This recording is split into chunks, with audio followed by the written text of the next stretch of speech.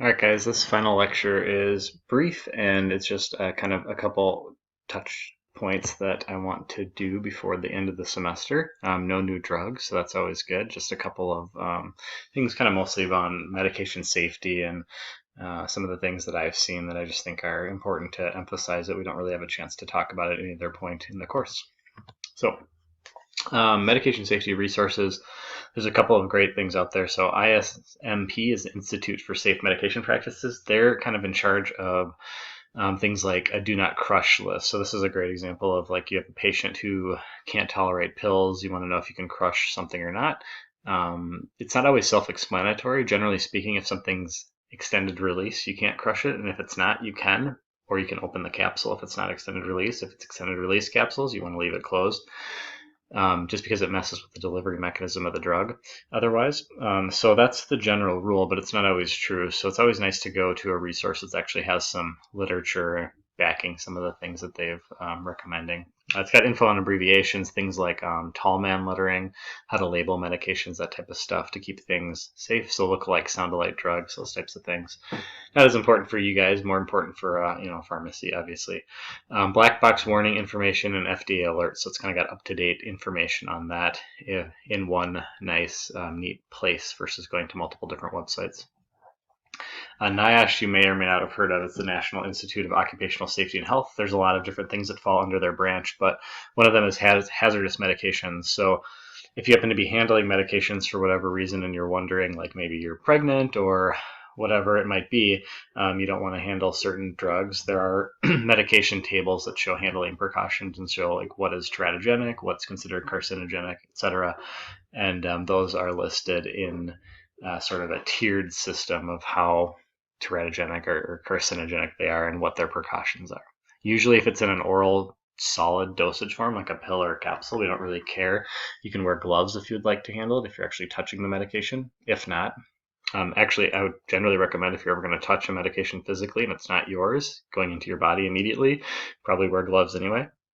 But like this might come up if you're helping a patient organize their medication pill box or something like that. That's probably the only time I really think of people doing this outside of working in a hospital pharmacy. So at that point, you just want to make sure that what you're touching is going to be okay. And then if somebody is crushing something at home, if it's going to be a problem or not, if it's hazardous.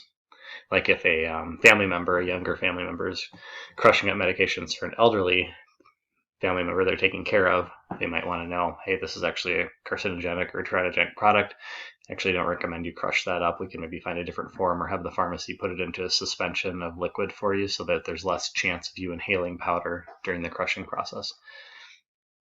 IHI's Institute for Healthcare Improvement, they have medication or high alert medications. So again, this is actually linking back to ISMP. So that's again kind of the overarching safety medication related website and group. And then there are also guides for specific harm prevention. So how to prevent medication errors and strategies to do that. So there's things like that. And I'll talk about some of those in a second. This is a question I get a ton from both people in the community. Providers call me and ask me this because they have patients who have medication. They don't know where to dispose of them. First of all, a lot of pharmacies will take back medications and they can dispose of them. So it's always worth asking your pharmacy if they can do that. If they don't, the easy places are within Hennepin County, for example. You can go to that website. And most of these are at police stations, but there's like these green boxes that they put throughout various places in the community, and you can literally just bring anything and drop them off with the exception of needles and sharps. And then there's some other things here that are specifics, but basically anything over the counter, narcotic, controlled substances, whatever it might be, can go in there and those get safely disposed of. I believe they're ultimately incinerated, in case you're wondering what happens to them. And I think the drop box locations have expanded quite a bit. I think we have one in our hospital now, even at our outpatient pharmacy. So other places are having access to them, but I think the police department or something to that nature manages it, just because when you're handling controlled substances, you get DEA licensure involved and things like that. So it gets a little complicated from a legal perspective. Adverse drug events. So we've talked about tons of adverse drug events, but the question is, what do we do to prevent them? And how can we maybe see them coming? And that's really challenging. So an adverse drug reaction is something that if we want to think about using the medication in its recommended manner, so you're taking medication maybe for the first time, you have some sort of a reaction to it. Well, some of that stuff is inevitable. Some medications are anticholinergic. They're going to cause dry mouth. Some people a very small amount of people are going to have anaphylactic reactions to drugs like penicillin. There's nothing we can really do about that because we don't know how the medication is going to affect you before you take it. That's really not preventable. Now we can look at history, and obviously if you've had reactions to other similar medications, that's different. But if you're brand new to a med and you're taking it, like let's say, you're a 1-year-old child and you have an ear infection and you get prescribed amoxicillin, you take it, first medication you've ever taken in your life, who knows, right? It's kind of like get this pill Russian roulette picture on here. Again, very rare, and a lot of side effects are not significant, but still, those are going to be ones that we can't really avoid. It's the nature of using the medication, and generally the risk of the side effect being quite low the benefits of the medications can outweigh the risk of any really, really rare side effect. Now, if we can prevent side effects from happening, that's really key. So a great example of a preventable medication would be something like bleeding on an anticoagulant. Now, you might say, well, that's going to happen with everyone. True, but we can work around ways to make sure that's less likely to happen by making sure, the medications are dosed appropriately or monitored appropriately, things like that. So the important thing about adverse drug events is that they're frequent. There's a lot of cost associated with them and a lot of hospital-related medication errors. And specifically, adverse drug events are attributed to basic poor communication at the transitions and interfaces of care. So for example, dose wasn't changed or was changed at discharge, but that discharge communication didn't get directed over to the patient's family. Patient's family manages the medications. They're just using whatever they have at home, continuing it because they didn't read the discharge summary or no one reached out to them and informed them that their mother's medication has changed. That happens all the time. And it's challenging. It's something we've poured a lot of resources into as a healthcare system and community. I think in general, that's been a big focus, is that one, having a little bit of higher level education involved in some of this stuff. So having pharmacists more involved per se. And then focusing more on specific discharge instructions that are really tailored to the patient, making sure that they understand. Other things like, we'll talk about some other examples too. Average hospitalized patient is subject to at least one medication error per day. That's pretty crazy when you think about it. I mean, granted, that could be something as simple as, the nurse maybe has a couple medications in their hand and they're going to give you, your Tylenol dose, and they accidentally scan, an aspirin instead. Who knows? Maybe they pulled it wrong. Maybe the pharmacy stocked it wrong. Maybe it was sent up, or maybe it was for another patient and they mixed them up. So stuff like that happens quite often. Now, most of that's caught, and we try and, again, prevent those from happening, which I'll talk about those methods here in a second. Emergency department visits are quite high. Unintentional injuries. And the big ones to remember, as far as so you're wondering what medications are causing so many injuries, the big ones are going to be anticoagulants and medications that lower blood sugar. Those are going to be the two most common emergency department presentations from medications. All right. Impact can be significant. You can have disability or death, although it's still quite rare compared to how much it actually happens. Financial burden, mostly surrounding loss or increased length of stay, lost cost due to probably the hospital not getting reimbursed for those if it's an error that they caused. Cost estimated to be $1,900 to $1,500 per patient. Depends on the occurrence, the severity, and what the hospital is charging. But the point is that staying in the hospital costs money.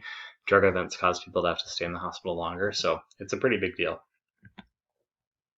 So as providers and pharmacists, what do we do to prevent some of this stuff from happening? Well, computerized physician order entry, or CPOE, is something that does help with that. So that's where you as the provider actually enter the order for the patient, and then it goes to a queue that I as the pharmacist verify. Once I verify the product, then it sends it out to the hospital, and it tells the hospital the computer system will figure out whether or not the hospital stocks it on the unit in the nurse's medication cabinet, or if it's stocked in the main pharmacy or somewhere else. In those cases, the reason why that sets us up for success is because it puts two sets of eyes on it. So you as the provider actually entering exactly what you want into the computer system, and then me as a pharmacist, I can change it if I think there's something per policy. Like, for example, if you don't renally adjust a medication and the patient has poor renal function, like at my hospital, I can just go ahead and adjust that without asking you. It's a policy if it's a certain medication. The other thing that they did before this was basically paper orders. So as a provider, you would have done paper charting and paper orders, and then usually those orders would get sent down to the pharmacy. The pharmacist staff, would then would then enter the medication orders into a computer system. So basically, it was taking that double check out of the computer system, because the pharmacist was the one person entering the orders, and if you transcribed something wrong or if you wrote down something wrong, it created a lot of back and forth. So that's made everything a lot more seamless. Now it puts a little bit more work actually on the physician ordering it, because you have to be a little more specific on what you're ordering. But there are lots of great tools built into the computer system. So when you work inpatient, you'll notice there's things called order sets, and order sets are a large pool of not only medication orders, but labs and other things, nursing communications, that allow you to order a bunch of stuff all at once without having to individually select medications. And then ordering home meds is really easy too. You can just kind of go through and click. So like as a pharmacist in the ED, I will try to get to a patient who's being admitted to the hospital, interview them, make sure their medication list in the home computer system is fine. If you're the admitting provider, you're going to be ordering off of the list that I verified. So that's another double check that we have in place, where it's not really CPOE, but it's the same type of process. By the time you get to actually entering those home orders, you know that somebody at least has gone through it with the patient, to hopefully a high degree of success as far as accuracy goes. But it depends on your trust of the department. But most people are happy to have the pharmacy department do this because they don't want to do it themselves. So that's another example of how we safeguard those order entry processes. And then bedside barcoding is another really big one. We didn't have bedside barcoding actually when I started as a resident. So this is a little bit newer. Granted, it's like 5-6 years old at this point, maybe older than that, at least at our hospital. But bedside barcoding is where the nurse will scan the patient and scan the medication every time they give a medication. And they're supposed to do that every time. Nurses are really harped on for compliance, because if they miss these are where errors come into play. So if you have something, you see it all the time where somebody reports an error because they didn't scan the med, they pulled the wrong drug, or they had the wrong drug with them, like that aspirin acetaminophen example I was kind of giving to earlier. And if you aren't checking, if you scan that, you should know, okay, I'm going to give this patient this Tylenol dose, scan the little pill package I have with the barcode on it, and it says, oh, that's not Tylenol, that's aspirin. And you're like, oh, shoot, this is aspirin, I got to go get the right drug. So that can be kind of the final step before it actually reaches the patient to stop it.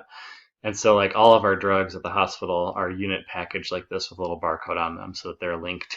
Most of the manufacturers make stuff like that. So again, it's a somewhat seamless process. It was a little bit cumbersome at first, but to have to scan everything, but it certainly does. And it's been proven to be one of the more effective ways to catch those errors, because again, things kind of slip through the cracks, and that's sort of the last check before you can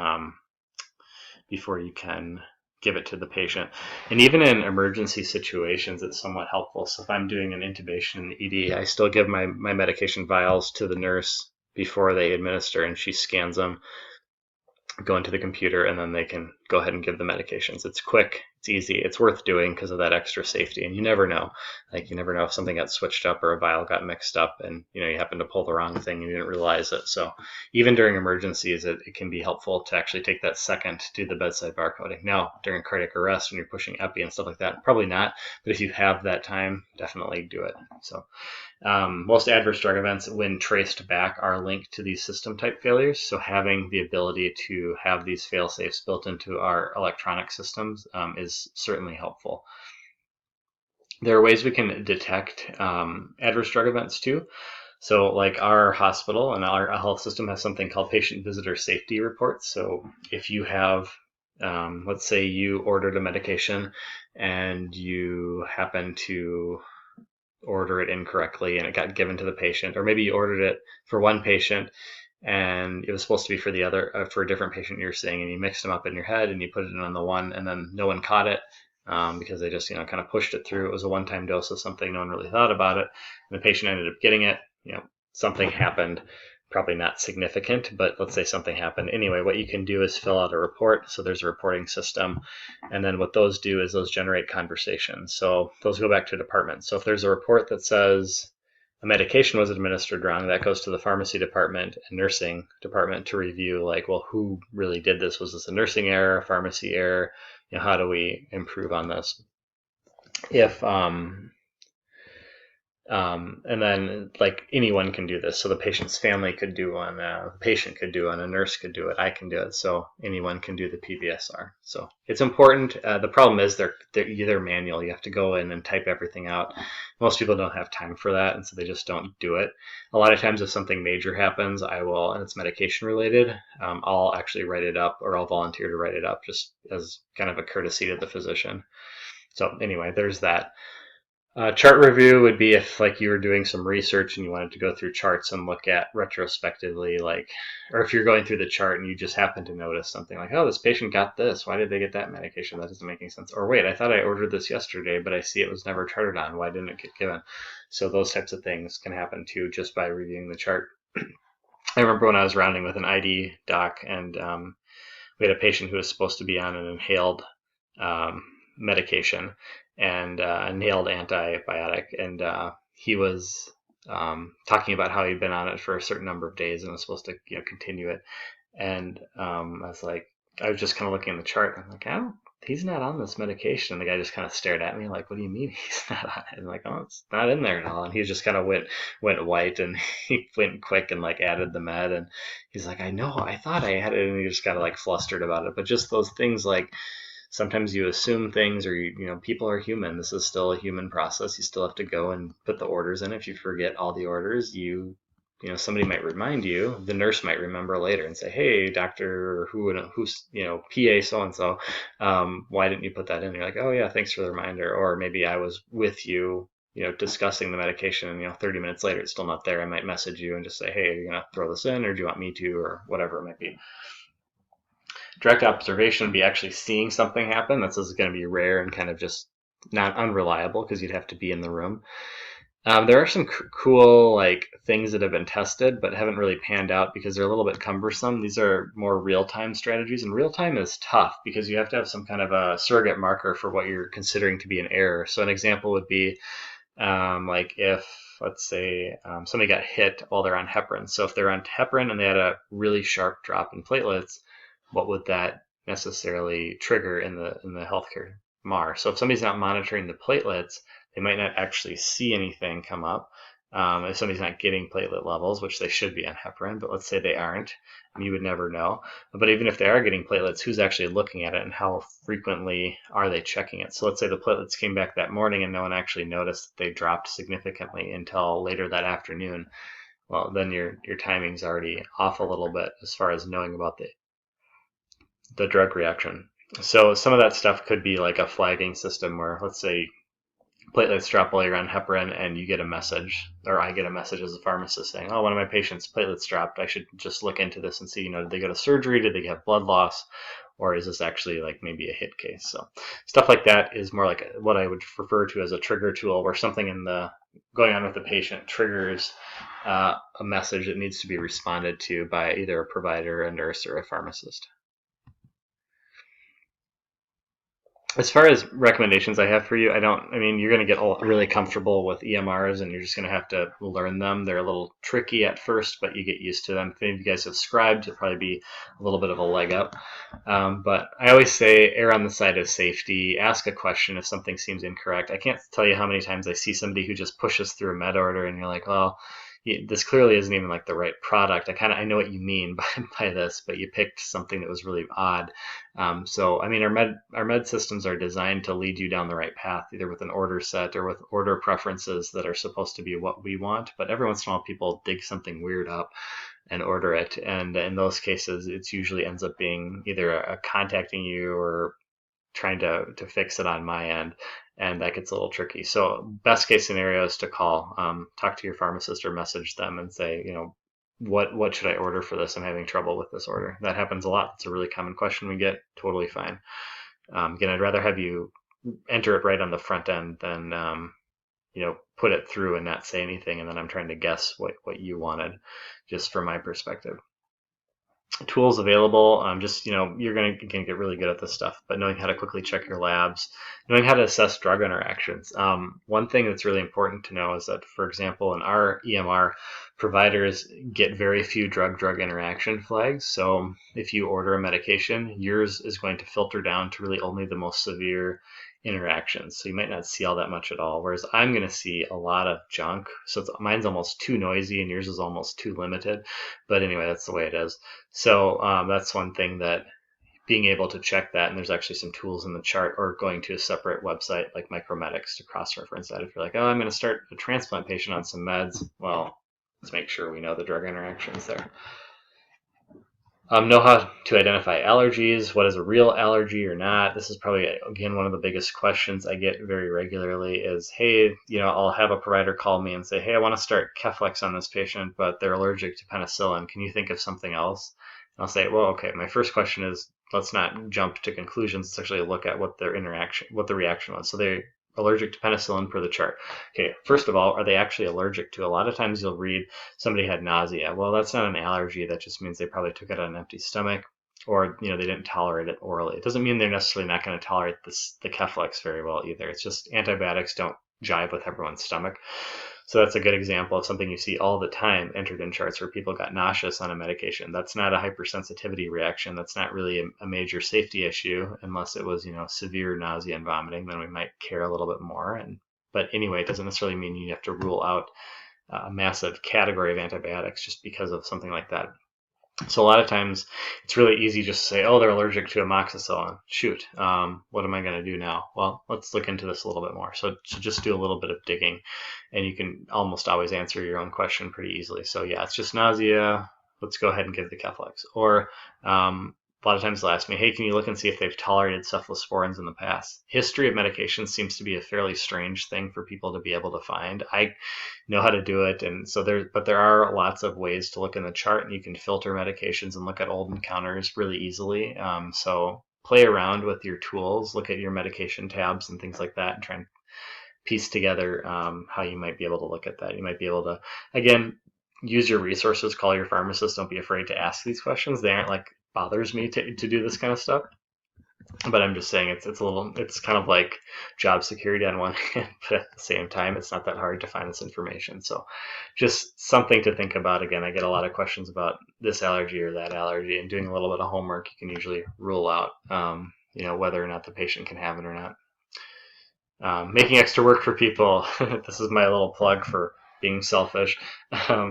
But seriously, it can become a safety issue too. So I see this all the time where a nurse and a provider will enter the same orders or order set because they were both talking about it and no one really finalized the conversation. They both kind of walked away from the conversation thinking they were going to enter them. So it's always important to tell somebody, either could you enter the orders for me, or okay, I'll go back and enter those orders, and then hopefully it's just one set. I mean, I'll discontinue it if it's two. I'm not dumb. I'm not just going to verify double orders on somebody, but at the same time, it can be a little confusing to see, and then it gets really messy on the nurse's side because they have to figure out what exactly they're administering then.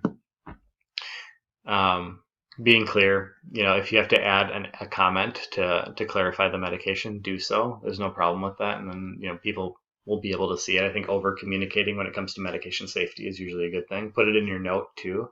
If you have something that's a little bit odd and you want to clarify, just so that's there in the chart so people can find it. Believe it or not, I do read your notes. I do read your comments. So it's important communication step.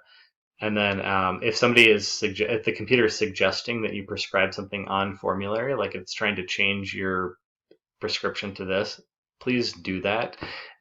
If you want to keep it the same, maybe contact the pharmacy first to make sure that they can actually get that product. And some patients will be really particular, but at the same time, they're only in the hospital for a few days. So if you have to switch them to a formulary medication from a non-formulary medication, it's in the same class, does the same thing.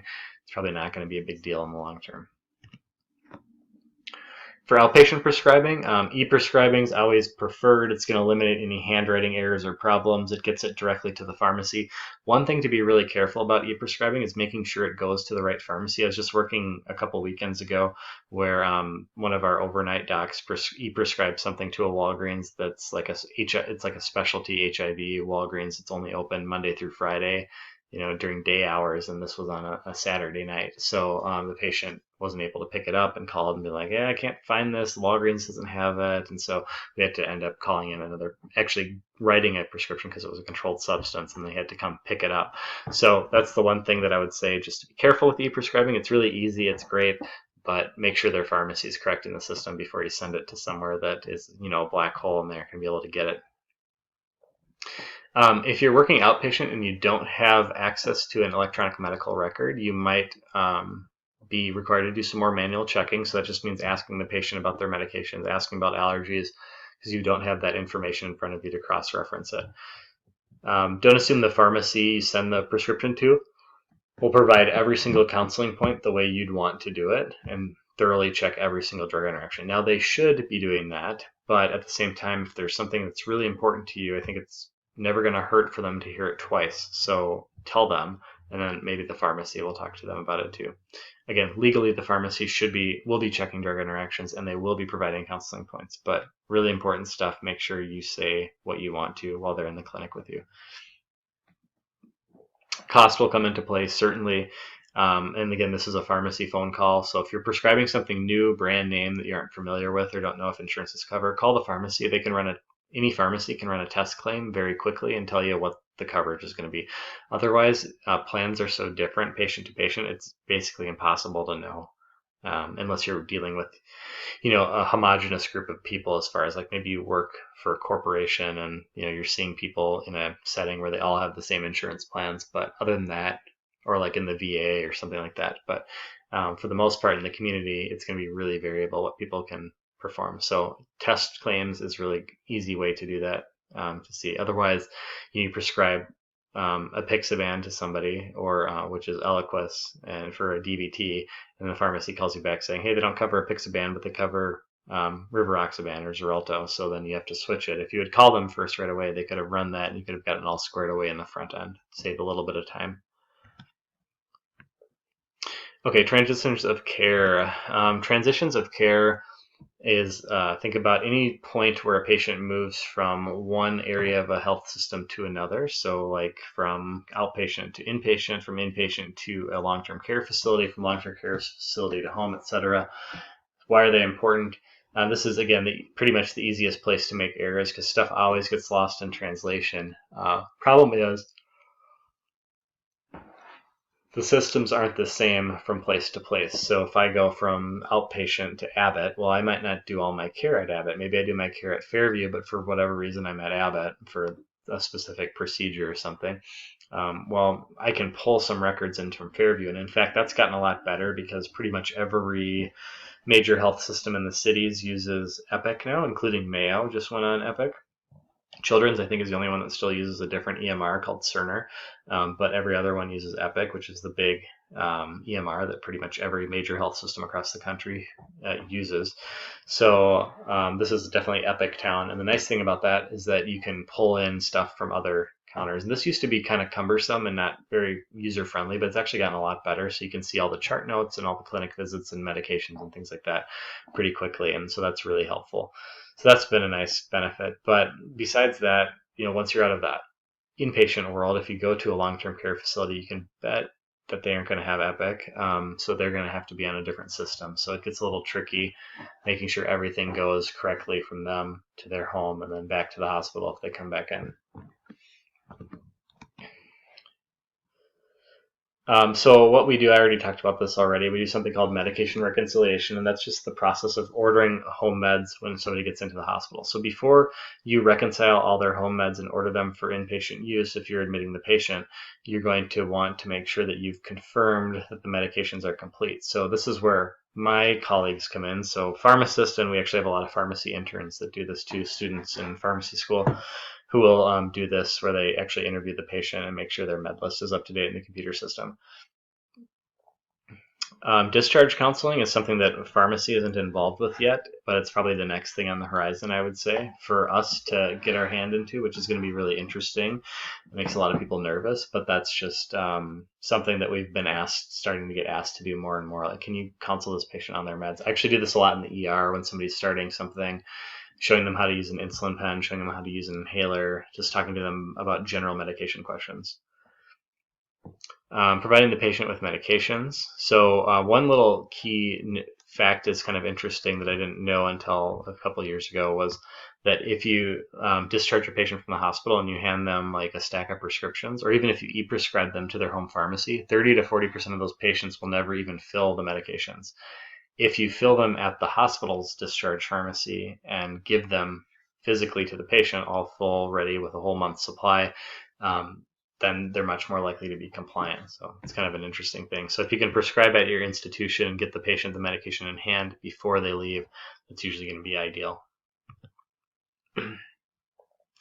Medication reconciliation stuff I'm not going to spend a ton of time on. This is a big area where pharmacy's expanded in the last couple of years, but the point is that there's multiple steps here, and it's a really cumbersome process to go through somebody's home meds, especially if they have somebody comes into the hospital and they're at 30 medications. The problem is no one wants to sit through and go or sit down with the patient and actually go through all 30 of those meds and make sure everything's all right. So we have a lot of tricks we use to make this a little bit more painless, but our department has basically absorbed all this work. So we do like 98% of admissions to Abbott get interviewed by a pharmacist or a pharmacy intern.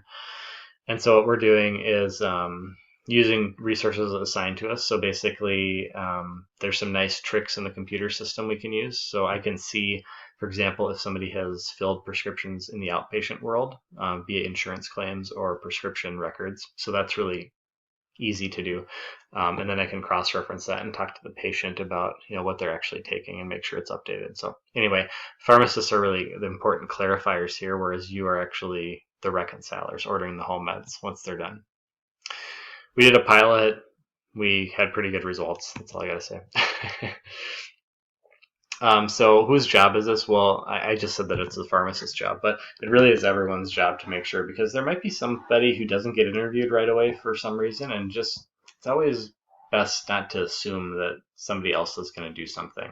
At the end of the day, if you order medications off of somebody's home list blindly, like if no one's gone through it and you're just like, well, it looks fine to me, it sounds good, or maybe you talk to them really quickly about it, the odds are it's probably wrong. I don't think it's really rare for me to encounter a home med list that's totally correct and I don't make a single change on. Super rare. I'd say maybe like 95% of med lists I'm making some kind of an adjustment to. Some of them significantly overhauling them completely. So if somebody hasn't been in the hospital like for a year, who knows what they're still taking. So it's really tricky, and to make sure that it's done correctly. Again, if you don't have the pharmacy resources, a lot of places have nursing do this as part of their admission process, but admission processes have tons of other steps. Medications are just one of them. So it often gets shuffled to the side and not done probably as thoroughly as it needs to be. So that's why pharmacy stepping in has been a pretty big help in our case. And it's become more or less standard of care in a hospital now. Some other general tips. If you're working in the clinic, make sure your patient's med lists are up to date. It drives me crazy. I can't tell you how many times I've seen a clinic note where like the patient's in the hospital right now, ready to get admitted. I'm looking at their home med list and they've got meds on there that the clinic provider told them to discontinue, 2 weeks earlier, but never took them off the electronic medical record system. And this is like an Allina provider. It blows my mind that somebody wouldn't take the 2 seconds to do that. So making sure that you're doing that is number one. The second thing is just making sure the patient has an accurate med list with them so that they know what the changes are, or maybe they can give that to somebody if they're in the hospital and say, oh yeah, they changed these or they took those off a couple of days ago, something like that. Okay, so I think I've talked enough about this. Do. All right. More tips, just in case you might wonder some of this stuff. But if your patient's a poor historian, we rely a lot on secondary sources, family members, medication fill history, and what they, last discharge summary from the hospital, if you have something like that, or maybe from a different hospital or different health system. It can be difficult. Sometimes you kind of run up into a wall. I think I've only had one or two people in my career, and I've done tons of these, where I've just thrown up my hands that I can't get anything out of the patient. No family, nothing, no history, not in the system, nothing. So out of state, maybe you just get some weird encounters, but generally speaking, you can find something that is going to give you at least the medication list. You might not know if they've been compliant with their meds, but at least you know what they're supposed to be taking. So that's a good place to start anyway. In discharge, I think I've said this already, but going through the list with the patient, going through changes with them or their caregivers, making sure everyone's on the same page, that's really important. And again, that's one of the big areas where if you don't do that correctly, that can be a pretty significant failure of our healthcare system. Even with all these things in place, there was this patient that came into our hospital with kind of a rare neurologic condition I'm not going to go into a lot of details on.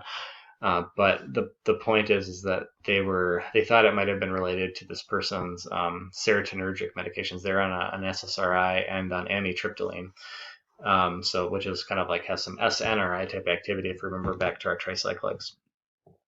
And they were seen by psychiatry, they were seen by a hospitalist, and they had a neurologist on the case.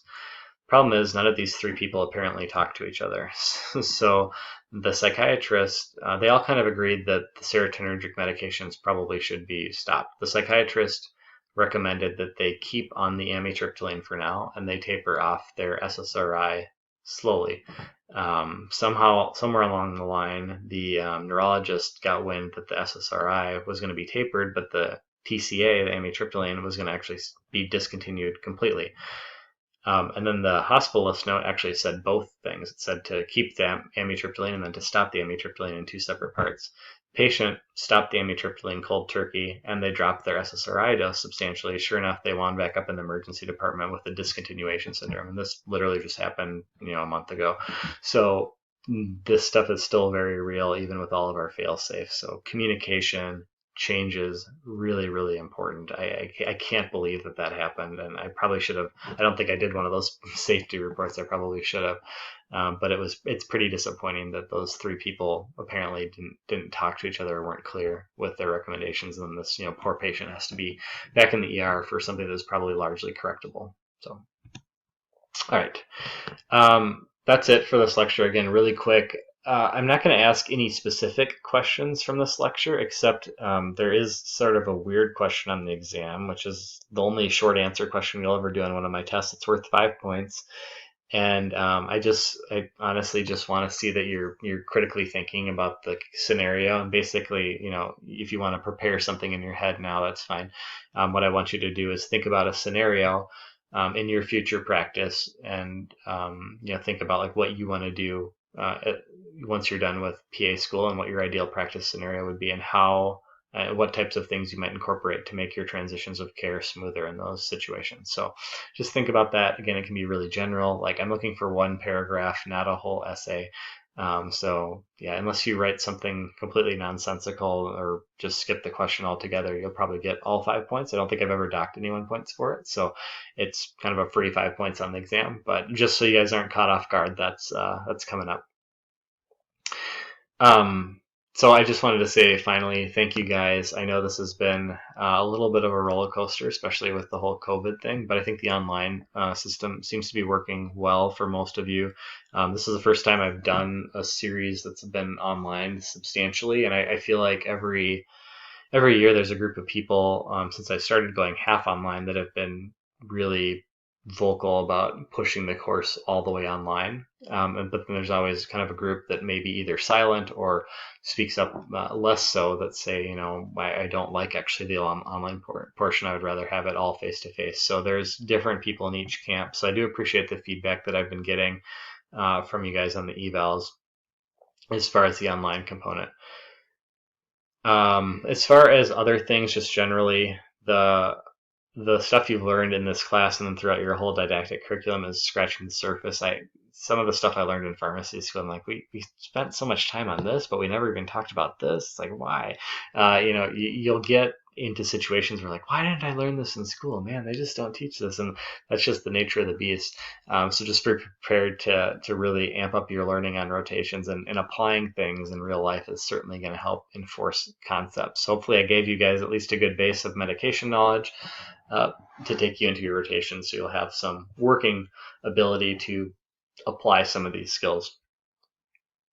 Again, feedback on your rotations. If there's, I don't really actually get much from people on rotations. Every once in a while, I get kind of an oddball question where somebody's up against the wall trying to figure out a medication therapy decision for somebody who has either a lot of allergies or a lot of medication failures or something like that. But so questions are fine. I appreciate them, and I like to hear about what you guys are doing uh, on your rotations.